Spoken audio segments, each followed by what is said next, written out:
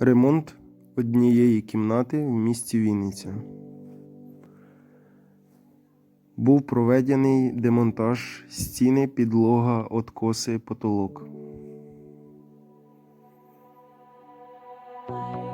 Стіни зашилися гіпсокартоном, зашпаклювалися, підлога зашилася USB, застелився лінолеум, монтаж плінтусів, покраска откосів і уголки.